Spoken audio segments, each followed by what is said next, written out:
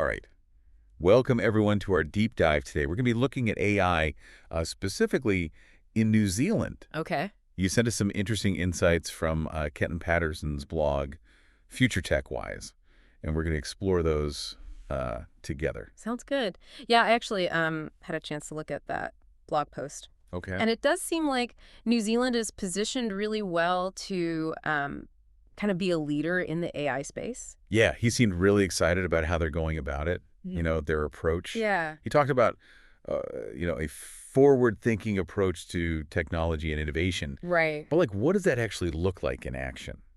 Well, I think it goes beyond just like them adopting technology early, Yeah. like they were with, broadband internet and things like that. Right. I think it's more about like a culture of innovation that the government has fostered, especially in technology. Yeah. So, they launched initiatives like the AI Forum to encourage collaboration between researchers, businesses, and policymakers. What? They're investing heavily in research and development. Yeah, so they're really building like a whole ecosystem, not just, one-off projects here and there. Yeah, and I think you see that in some of the companies that are coming out of New Zealand, like Soul Machines. Okay.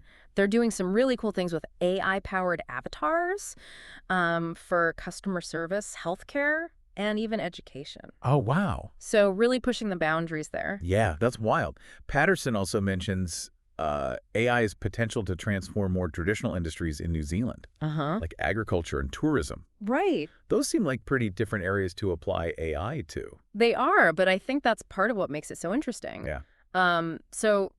New Zealand's already a leader in sustainable agriculture, Right.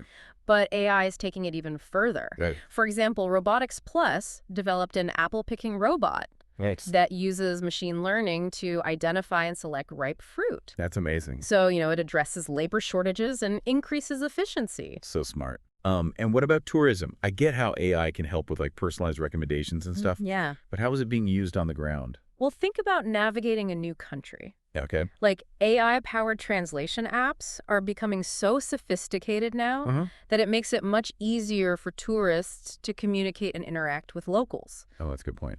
Also, they're using AI to manage crowds at popular attractions, Okay. which reduces wait times and, just makes the experience more enjoyable. Right. So it's all about using AI to make tourism more sustainable and enjoyable for everyone. Interesting. So it's not just these big companies though, right? Right. Patterson also talks about these AI-driven insights that can help small and medium businesses stay competitive. Yeah.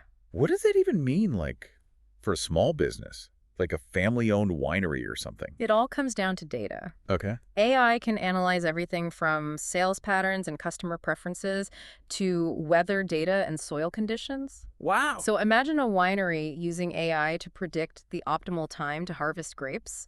Based on all sorts of factors, or to personalize marketing campaigns based on individual customer tastes. So it's really about taking the guesswork out of decision-making. So it's giving them information they wouldn't have had before. Exactly. And it really levels the playing field for them to compete with those larger companies. So we've talked a lot about the potential benefits, but we also have to think about the potential risks. Yeah, definitely. What did you find interesting in Patterson's writing about how New Zealand is approaching that? Well, I think what's really compelling is how they're weaving their core values into their approach to AI. Okay. Like sustainability, inclusivity, fairness. It's not just about developing AI. It's about developing it in a way that aligns with their national identity. So can you give me an example of how that looks in practice? Sure. Think about sustainability. Okay.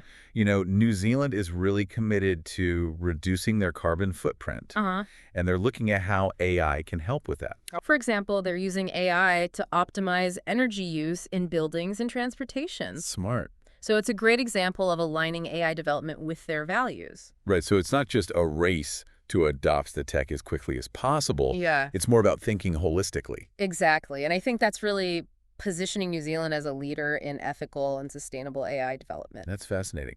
It seems like they're really setting a good example for other countries. Definitely. So we've covered a lot of ground today about New Zealand's approach to AI. It's clear they're really doing some innovative things. Yeah.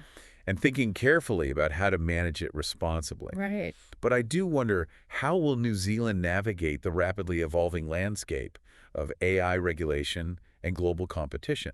It's definitely a question worth considering as this technology continues to advance. Yeah, it'll be really interesting to see how it all plays out. Well, this has been a truly fascinating deep dive. Thanks for exploring this with me. My pleasure. And for everyone listening, make sure to check out Kenton Patterson's blog, Future Tech Wise, for more insights on this topic. And until next time, keep exploring. Sounds good.